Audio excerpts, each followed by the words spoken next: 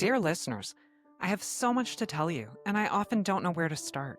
It seems the world doesn't want to admit that sometimes we make mistakes and that sometimes the wrong person gets punished for something they didn't do. Not all of us have been personally affected, but many of us have been impacted by this reality. And I feel like it's my responsibility to share these stories with you and to tell you what I've learned about wrongful convictions. Welcome to Wrongfully Yours. Today, I'm joined by someone who's turned personal tragedy into purpose. Psychologist, author, and podcaster, Dr. Jan Canty. Jan is the host of the podcast Domino Effect of Murder, where she gives voice to families and loved ones left behind after a homicide. Her work is deeply personal after losing her husband to a violent crime and navigating the aftermath largely in silence. Today, Jane creates space for others to share their stories, to heal, and to break the stigma around grief and trauma. She bravely uses this space to challenge assumptions, to confront uncomfortable truths, and to remind us that healing isn't linear or tidy, but it is possible. Today, we're going to talk about what led her to the mic, how she approaches such sensitive topics, and the unexpected ways that storytelling can create connection, resilience, and even justice. It's a conversation about survival, advocacy, and the healing power of being heard. So, welcome, Jan, and thank you so much for joining me today. I'm hoping that we can have a really open and frank conversation about how people try to navigate the justice system when they experience loss. And I think you're just so uniquely positioned to guide us in this conversation. So maybe we can just start with a quick overview of your experience and your work, because I'm not sure that it's necessarily completely obvious how No, your world and my world intersect, but I think there is definite intersection. right. Well, many years ago, about 40 years ago, 45 years ago, my husband was murdered, and that creates the title of, quote, homicide survivor. It's an odd title, but that's what we're called when we're grieving a homicide. And many, many years later, I decided to launch a podcast for and about other homicide survivors. And in my, I think, third, maybe fourth year, I was approached by Jeffrey Deskovic, who was wrongly convicted of homicide when he was only a teenager.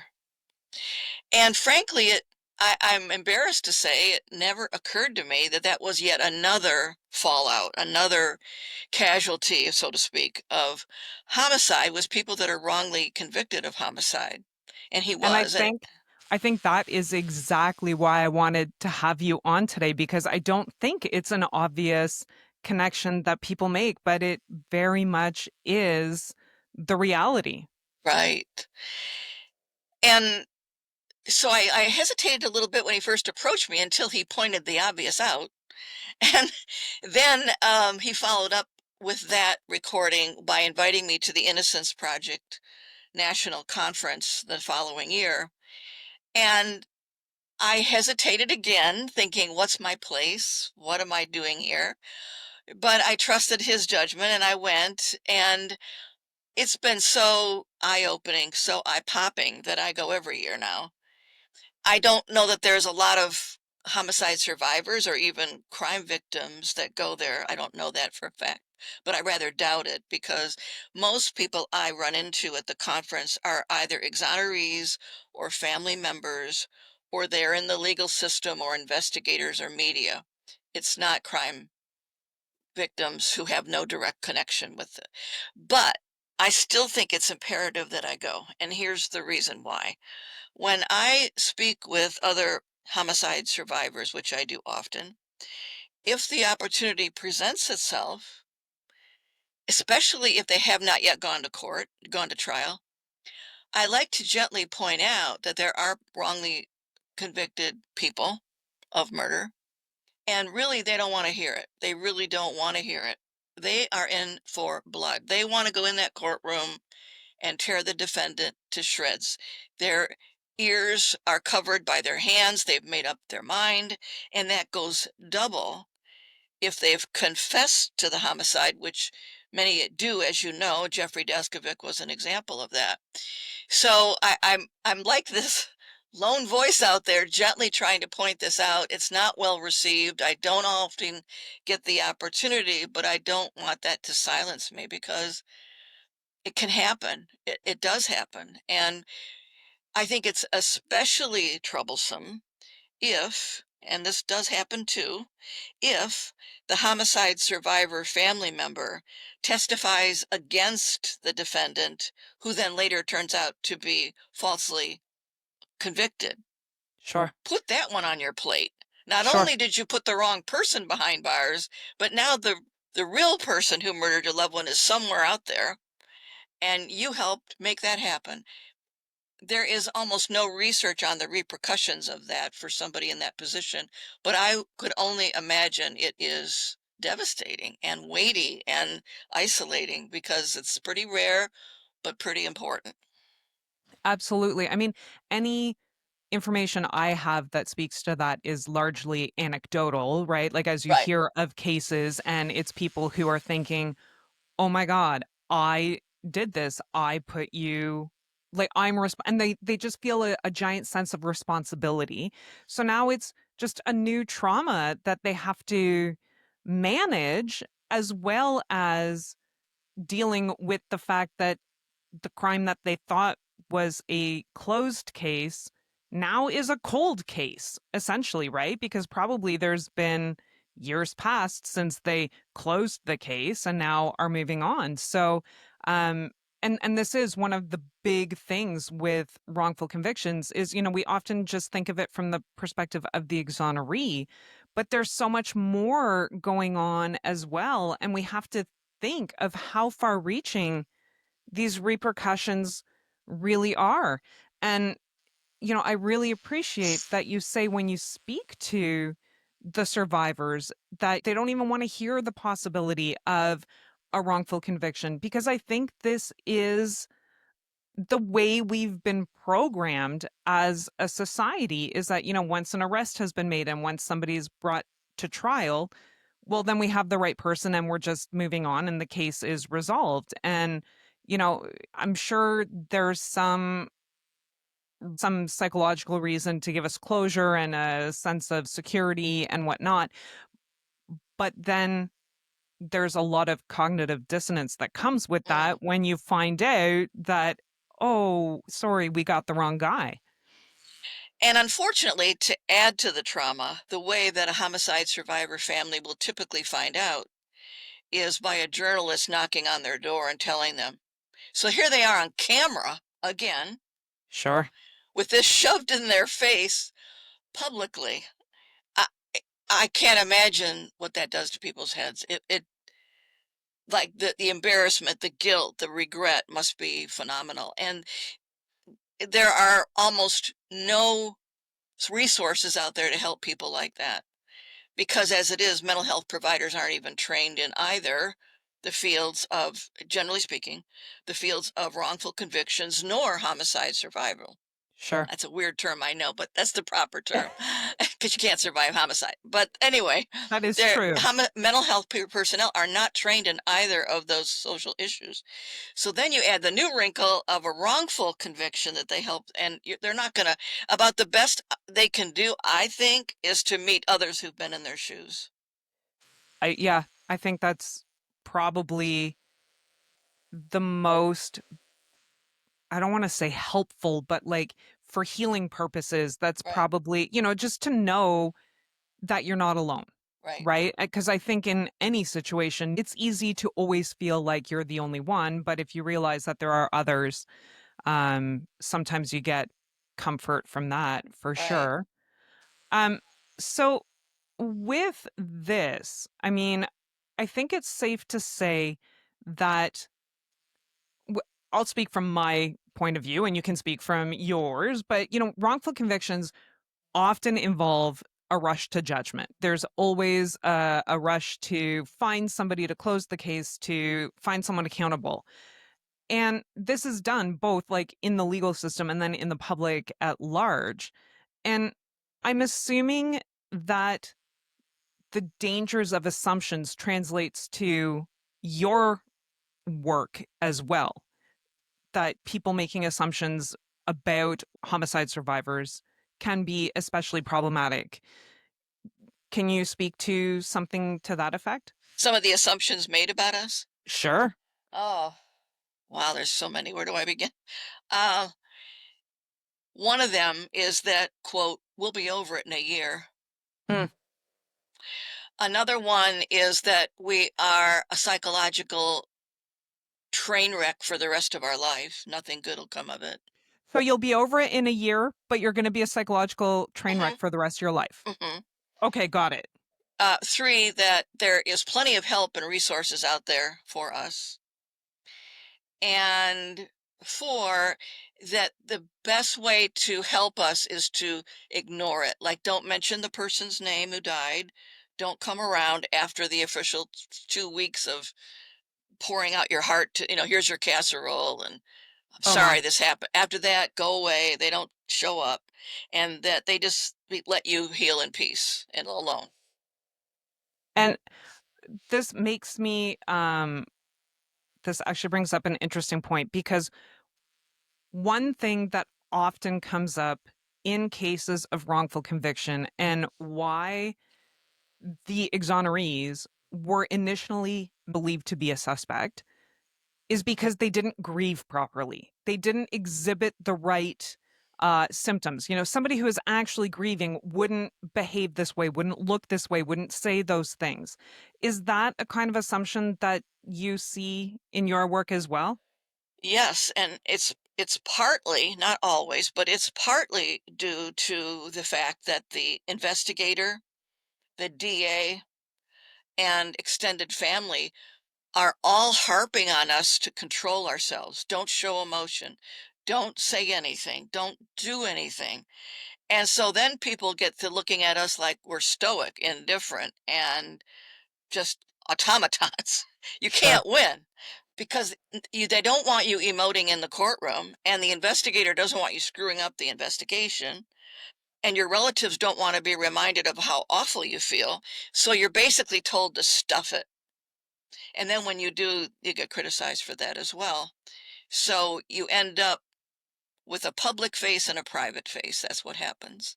Wow. Yeah. And again, I can't imagine how difficult you're already in a difficult situation, like an unimaginable situation. And then they're putting all these layers of complexity on it. And you're supposed to remember which face you're supposed to wear. Mhm. That's That's unbelievable. And I think those who have been wrongfully convicted can say very much the same thing that, depending on where they're at in the process, they're expected to behave a certain way. And, you know, it's really hard to show the proper emotion when they believe you've done something that you've had no part to do Right, with, right? Like how do you show remorse? How do you show shock? How do you show sympathy, empathy, whatever it may be when you don't even know what they're talking about? right. Or the That's a person that they're talking about. that's what happened to Jeffrey Deskovic. Is as a teenager, he came to the police. He was concerned about his schoolmate. When it was rumored that she was missing and then found deceased, he was very upset. He very much in his youth wanted to help the investigation, and they found that all to be very suspicious and just yanked him in.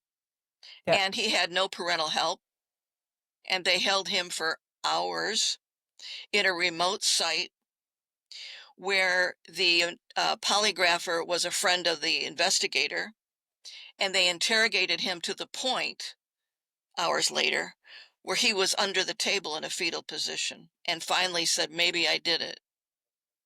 I think as a way of ending it, just stopping it. Of course. And, 18 years later, he finally found his way out of there. But as you will know, many wrongfully convicted never do. Well, and that's the whole problem with wrongful convictions is that we don't know how many there are No, until they're exonerated. Like, right. because as long as they've been adjudicated through the legal process and have been, rightfully convicted, there's no reason for anybody to question that, except for the great people of the Innocence Projects who will look at it with fresh eyes and recognize that, this just really doesn't Doesn't seem add right. up. but for the most part, they become forgotten, right? And I think that just brings me to another question is that so often, I think we, the public, I mean, let alone justice officials, forget about the human side of justice. Oh, definitely. And, there's this kind of disconnect.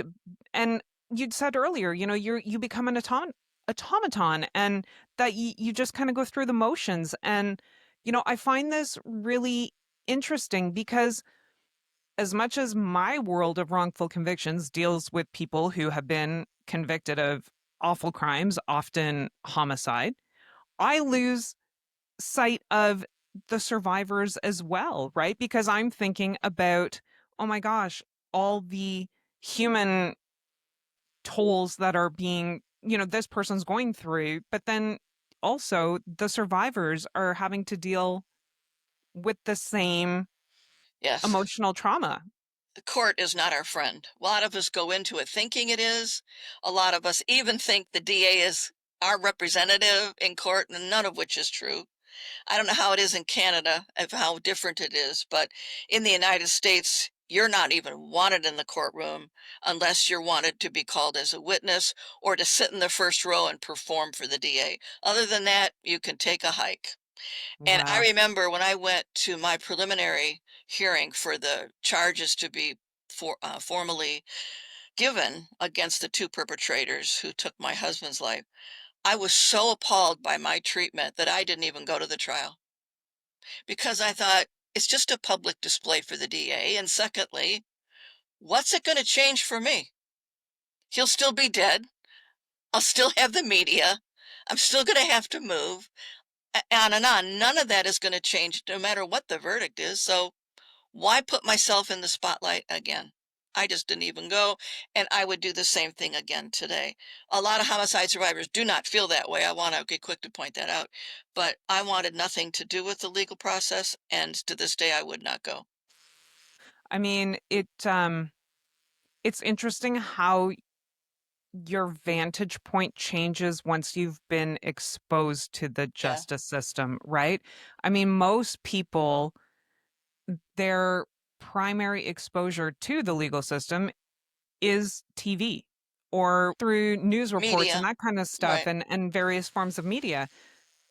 Until you've been exposed to it, until you've gone through it and you see how it works, I think you may, and I'm totally generalizing, and this is not fair. I'm not making blanket statements, but it's easy to make assumptions about how things should be and that you want to be part of it until you go through it. Because I don't know anyone who's gone through it who has been really satisfied with their experience. I'm trying to think back on my podcast guests, and there have been a handful that were, but I wouldn't say they're the majority. I think there is the gamut. On the one hand, I had excellent care by the investigators. I could not have wanted more from the investigators, but when I got to court, that was a whole nother matter. Mm-mm. Sure. And perhaps I misspoke. It's like not the whole legal system. I'm thinking more like the court process. It's a very mechanistic kind of apparatus where there are certain things you have to do and say and follow rules and we don't care how you feel because this is how it has to be. I happened to have a short conversation with an attorney at the Innocence Project a few years back who came from California. And he made this statement. I've never forgotten it. He said to me, from his point of view, and he'd been in the legal system a long time. He said, "We don't even have a criminal justice system anymore. What we have is a paper shuffling processing system." Wow. It's really eye-opening, and I think that brings us right back to we forget about the human side of the justice system and people going through it, right? And what's even more remarkable, I think, is in the United States, going back to prior to roughly 1920s, prior to that time, especially before 1900, the legal system was not matured and the states were not yet solidified. Consequently, if your family was offended and ruptured by a murder, it was you who went to court. It was you who acted as your attorney. And you brought your witnesses and you were instrumental in making that case. Well, as the legal system matured, we got pushed out to the margins where now we're spectators in our own homicides. Yeah. And I think you can say that across the board, is that attorneys now represent the government, not people, the government. Yep. And there's no face for that. It's impersonal. Very much so. And I see we're just about at time for today, but I'm hoping that I can have you back again for a follow-up conversation. I think this is really interesting and really great to see how two seemingly disparate worlds really have a lot in common. And I'd love to pick this up. So Okay, thank you so much for joining me. you're welcome.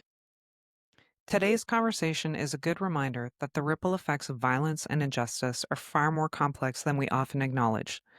Dr. Jan Canty's experiences and insights reveal that the survivors of homicide and the wrongfully convicted are often navigating the same fractured system, one that can alienate, re traumatize, and overlook the people that it's supposed to serve. It's easy to fall into the trap of thinking that these are separate worlds, but as we've heard today, they're deeply intertwined.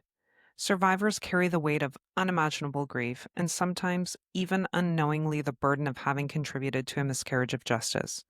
And those wrongfully convicted live with the trauma of being punished for something they didn't do, while often being robbed of empathy, of understanding, and of their humanity. If there's one takeaway, it's this: we need to do better at holding space for complexity. Justice isn't about neat conclusions. It's about honesty, accountability, and compassion. Thank you again, Jan, for your openness and your courage. And thank you to all of you listening for being willing to sit with and to think about these uncomfortable truths. And while today's letter may have piqued your interest, this is only part of the story. There's still so much more to tell. The effects of wrongful convictions are far reaching. They touch us all. I'll write to you again soon as I continue my conversations with those whose lives have been impacted by a wrongful conviction. But until then, I remain wrongfully yours. If you have something that you want to talk about with me, or even if you want to just send me some words of encouragement, you can drop me a line at wrongfullyyourspodcast@gmail.com. You can also check out my website, kellylozon.ca, for more information about me and the kinds of things that I do. And if today's episode resonated with you, please consider sharing it with others, liking and following the podcast on your favorite platforms so you don't miss what comes next. And as always, thank you for listening to Wrongfully Yours, where we believe that telling these stories is the first step towards preventing the next injustice. And until next time, stay curious, stay hopeful, and keep fighting for justice.